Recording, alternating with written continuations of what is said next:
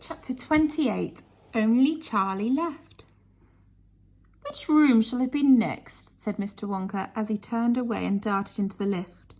"Come on, hurry up. We must get going. And how many children are there left now?" Little Charlie looked at Grandpa Joe and Grandpa Joe looked back at Charlie. "But Mr. Wonka," Grandpa Joe called after him, there's only Charlie left now." Mr. Wonka swung round and stared at Charlie. There was a silence. Charlie stood there, holding tightly onto Grandpa Joe's hand. "You mean you're the only one left?" Mr. Wonka said, pretending to be surprised. "Why, yes," whispered Charlie. "Yes." Mr. Wonka suddenly exploded with excitement.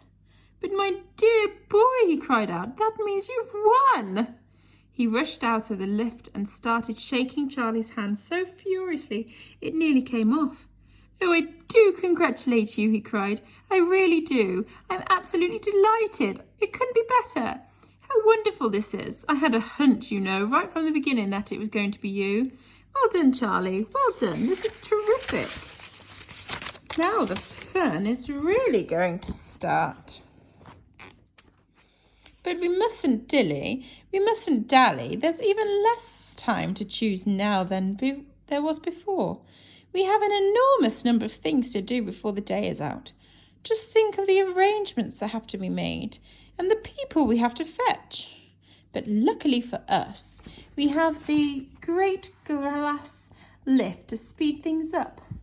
Jump in, my dear Charlie, jump in. You too, Grandpa Joe, sir. No, after you. That's the way now then. This time I shall choose the button we're going to press." Mr. Wonka's bright twinkling blue eyes rested for a moment on Charlie's face. "Something crazy is going to happen now," Charlie thought, but he wasn't frightened. He wasn't even nervous. He was just terrifically excited. And so was Grandpa Joe. The old man's face was shining with excitement as he watched every move that Mr. Wonka made. Mr. Wonka was reaching for the button high up on the glass ceiling of the lift. Charlie and Grandpa Joe both craned their necks to read what it said on the little label beside the button. It said, "Up and out." "Up and out," thought Charlie. "What sort of room is that?" Mr. Wonka pressed the button. The glass doors closed. "Hold on," cried Mr. Wonka. Then wham! The lift shot straight up like a rocket. "Yippee!" shouted Grandpa Joe. Charlie was clinging to Grandpa Joe's legs, and Mr. Wonka was holding onto the strap above the ceiling, and up they went, up, straight up this time, with no twistings or turnings, and Charlie could hear the whistling of the air outside of the lift as the lift went faster and faster. "Yippee!" shouted Grandpa Joe again. "Yippee! Here we go!" "Faster!" cried Mr. Wonka, banging the wall of the lift with his hand. "Faster, faster! If we don't go any faster than this, we shall never get through."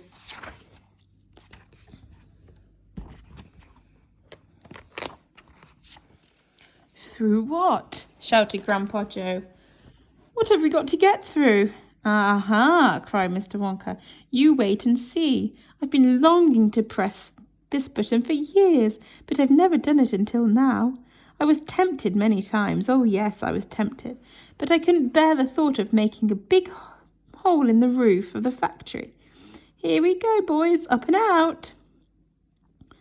"But you don't mean," shouted Grandpa Joe, "you don't really mean that this lift—" "Oh, yes, I do," answered Mr. Wonka. "You wait and see, up and out."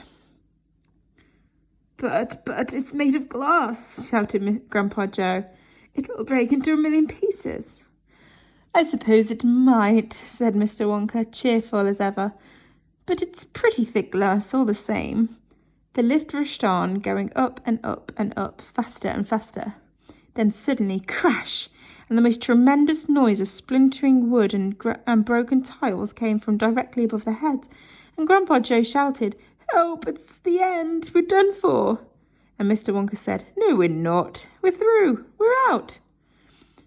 Sure enough, the lift had shot right up through the roof of the factory and was now rising into the sky like a rocket, and the sunshine was pouring in through the glass roof. In 5 seconds, they were 1,000 feet up in the sky. "The lift's gone mad," shouted Grandpa Joe. "Have no fear, my dear sir," said Mr. Wonka calmly, as he pressed another button. The lift stopped. It stopped and hung in the mid-air, hovering.